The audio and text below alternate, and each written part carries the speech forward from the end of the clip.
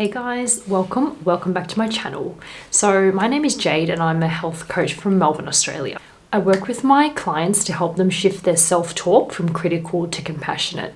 I also help them gain a bit more self-confidence, overcome self-limiting beliefs, and take imperfect action towards the goals that they want to achieve. If you're interested in finding a bit more, check out my website, wellbyjade.com.au. In my last video, I talked about breaking up with Instagram and Facebook, leaving social media, and that was one of the ways that I showed up for myself. If you're interested in all the deets and all the gossip about what happened there, check out the video over here. That was one of the ways that I showed up for myself. I created space for myself to go after the goals and things that I wanted to achieve in life, and I removed all potential distraction. Today, I'm going to share with you 6 other key habits that I've implemented in my life to continue showing up for myself and put my well-being first. So let's get to it.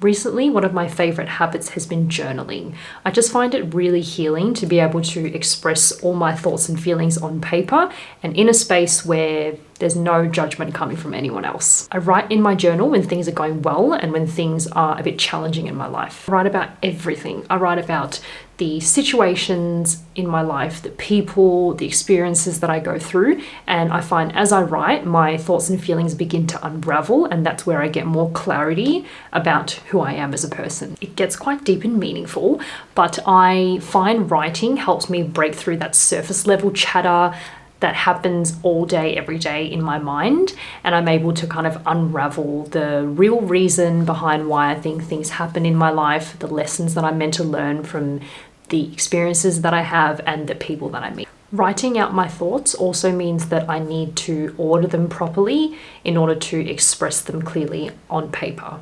And seeing my thoughts and feelings on paper helps me make sense of what's happening in my mind. I can clearly see the areas of improvement that I have, any kind of negative thought patterns that keep popping up in my mind.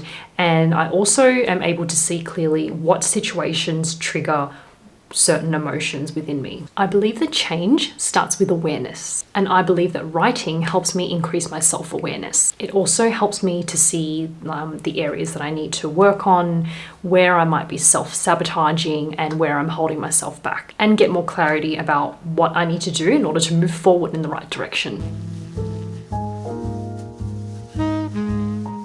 I'm sorry, I know everyone knows this, but I can't talk about the importance of showing up for myself without mentioning nutrition and physical activity. This is something that we all know is really important, but all too often don't prioritize. However, as I said, my little twist is that I aim to eat healthy and exercise 80% of the time. And the key here really is progress over perfection. In terms of habits that I've built around my nutrition, Richard and I have developed some really good practices where we plan out our meals every week.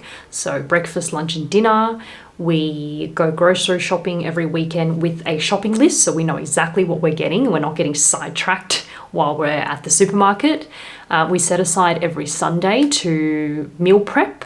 We prep our lunches, but we do also know what we're eating for dinner throughout the week. And I also indulge in whatever the hell I want to for 20% of the time. And when I am indulging, I freaking enjoy what I'm indulging in.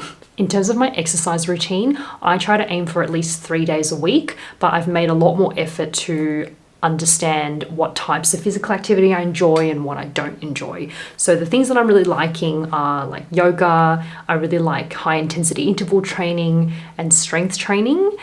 So I tend to kind of stick to those things, and I also go for lots of walks and go for hikes where I can because they're things that I enjoy. The other thing that I've learned to do over the years is really listen to my body. So depending on what I'm going through, for example, if I've got my time of the month, I'm not going to be feeling like doing high intensity interval training. So instead I will just take Leo for a walk twice a day, just gentle physical activity. But the aim is more to move my body every day rather than being so prescriptive about how long I work out for and how many days that I work out for in a week. So I'm learning definitely a lot more to listen to what my body needs. I've also learned to be more flexible with my exercise times throughout the day. My favorite time to work out is first thing in the morning, so before I go to work, but that's obviously not always realistic. So in those instances, if I miss the morning, I will try to fit in a 20-minute workout during my lunch break. So I think the two key things that I've really learned to do is listen to my body and be a bit more flexible with my schedule. The third thing that I've started doing, which you guys can all see, is using YouTube as my creative outlet. As I mentioned in my previous video, I try to block out at least 30 minutes to an hour every day after my 9 to 5 to work on my YouTube channel. And for me, I think this started off kind of being a little bit about like monetization and kind of being able to do something that I enjoy and make money out of it. But as I'm making more videos and learning a bit more about myself and upskilling, I find it's a lot more about me having a space where I can exercise full creative control and just be my authentic self, just express who I am in a very creative way. Obviously, in a 9 to 5 job, there's not always that freedom to be really truly who you are, and also to just have a go at things and try something and then fail and learn and grow as you go. There are some roles that give some flexibility to do that, but you know, I just want to have a space where I don't need to create proposals or business cases to film a video. I might want to change a topic or test out a particular topic that I think my audience might be interested in, or something that I'm really interested in talking about. And if I think of an idea, all I need to do is just take the action. I don't need to check with anyone else. And that's very freeing. The thing with doing that is my self-confidence has definitely increased because I feel like I'm actively working on something where I am learning and growing every day and improving my skill set and also my lifestyle. As I mentioned earlier, I'm a health coach and I help people shift their self-talk from being really negative to being more compassionate and kind towards themselves. I'm passionate about this because I struggled a lot with this, particularly in my 20s. I was very hard on myself and very critical, particularly when I made mistakes. I obviously haven't completely fixed this. I still have a little bit of negative self-talk, but I feel like I've come a long way. When challenging things happen in my life right now, I like to think of it as me now showing up for myself as a compassionate friend rather than like a judgy friend. The other thing I have a habit of doing now is reminding myself that the world does not revolve around me, and everyone is generally a lot more worried about themselves than they are focused on me. So that kind of takes the pressure off. And whenever I make a mistake, especially at work, I always ask myself, will this matter in 5 years' time? Will this matter in 10 years' time? And 99% of the time, it's a resounding no. So that definitely helps me lower my stress levels when I make a mistake. I will now confidently admit that I have a love for the finer things in life, and I have no shame about that. I used to feel really guilty about liking nice things, but I'm so aware that this is just who I am, and I'm learning to embrace that about myself.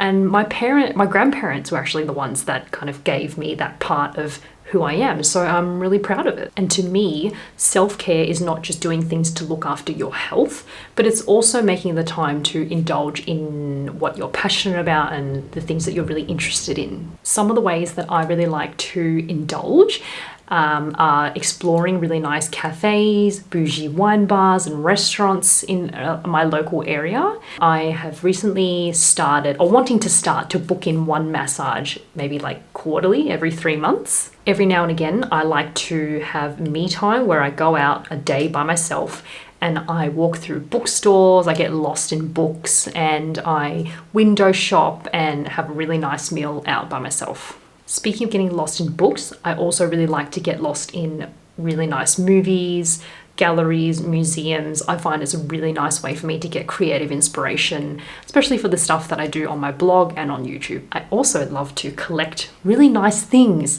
nice items. This can be from like stationery to clothing, and then furniture to artwork. I just love being surrounded by beauty.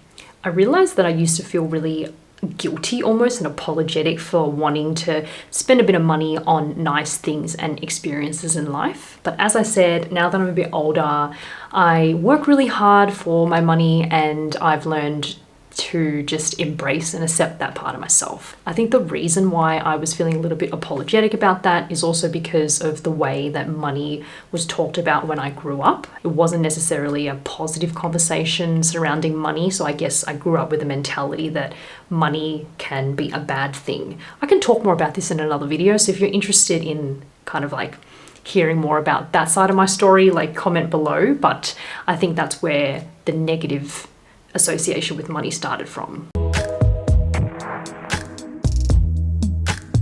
I really try not to go too long without spending time with my closest family and friends. If I haven't heard from someone for a while, I will make it a habit and make time to check in with people. I also love to host people over to my place and have really good wine and conversations and great food and connect in a really meaningful way. So I just remind myself to make time and effort to organize catch-ups with people that I haven't seen in a while, to continue to build on the relationships, because trust takes a long time to build.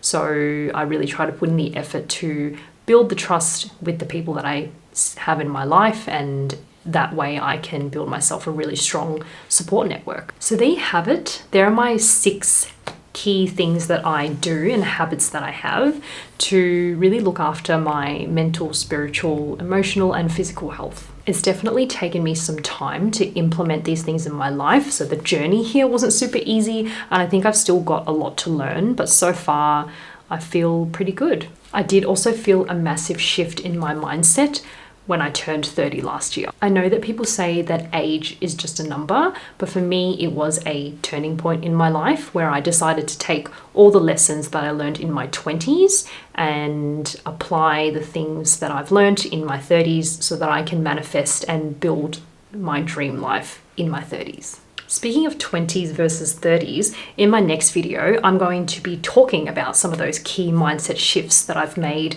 between those 2 periods of my life. So that's it, guys. As I am growing my little YouTube channel, it would mean a lot if you could like the video and subscribe if you like my vibe. And remember, guys, well-being first, always. I will love you and leave you here, and I will see you in my next video.